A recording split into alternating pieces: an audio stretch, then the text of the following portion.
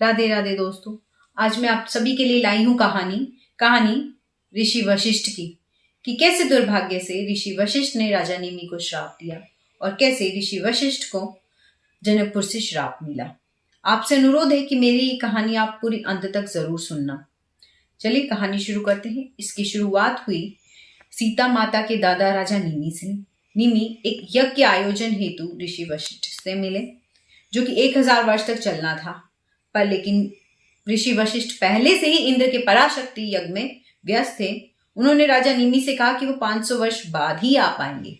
दुर्भाग्य से निमि ने सोचा कि ऋषि ने उनके प्रस्ताव को अस्वीकार कर दिया है, जबकि वशिष्ठ ने सोचा कि राजा निमि उनका इंतजार करेंगे। 500 वर्ष बाद वशिष्ठ निमि के यज्ञ में पहुंचे तो उन्होंने देखा कि ऋषि गौतम यह यज्ञ कर रहे हैं और ऋषि वशिष्ठ ने इसे अपना अपमान अनुभव किया।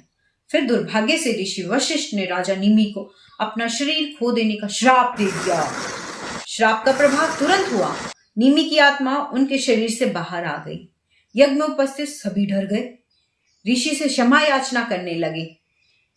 राजा निमि के अलावा सब लोग हाथ जोड़कर खड़े थे। इस तरह अन्यायपूर्ण दंड पाकर निमि को भी क्रोध आ गया और निमि ने भी पलटकर ऋषि वशिष्ठ को श्राप दे दिया, जैसे मैंने अपना शरीर खोया है वैसे ही आप भी अपना शरीर खो देंगे। ऋषि वशिष्ठ जैसे ही बाहर निकले तो ऋषि गौतम ने निमि की आत्मा से कहा कि महाराज, अब आप यज्ञ अपना पूर्ण कैसे करेंगे? तो निमि ने कहा, मैं अपने सूक्ष्म शरीर से इस यज्ञ को पूर्ण करूंगा। मंत्रोच्चारण से यज्ञ की अग्नि पुनः जल उठी। हवन शुरू हो गया। यज्ञ के समाप्त होने पर देवतागण प्रकट हुए और राजा निमि को उनके निर्जीव स्वरूप में मिला देने का प्रस्ताव रखा कि वशिष्ठ भी जल्दी ही अपना शरीर पुनः प्राप्त कर लेंगे और हम आपके लिए भी यही कामना करते हैं। परंतु निमि ने मना कर दिया और सभी देवताओं ने उनको सभी प्राणियों के पलकों में निवास करने का वरदान दिया। इसीलिए पलकों के खुलने और बंद होने के अंतराल को निमिष कहते हैं। राजा निमि का कोई पुत्र नहीं था और राज्य के पास कोई उत्तराधिकारी नहीं था। इस समस्या का समाधान करने के लिए निमि के शरीर का मंथन किया गया, जिससे एक पुत्र उत्पन्न हुआ। चूंकि यह बालक की उत्पत्ति ऐसे व्यक्ति से हुई थी जिसकी देह नहीं थी, इसलिए उस बालक का नाम विदेह रखा गया। वह बालक निमि के शरीर से मत्ते से उत्पन्न हुआ था, इसलिए उस बालक का नाम मिथि भी पड़ा।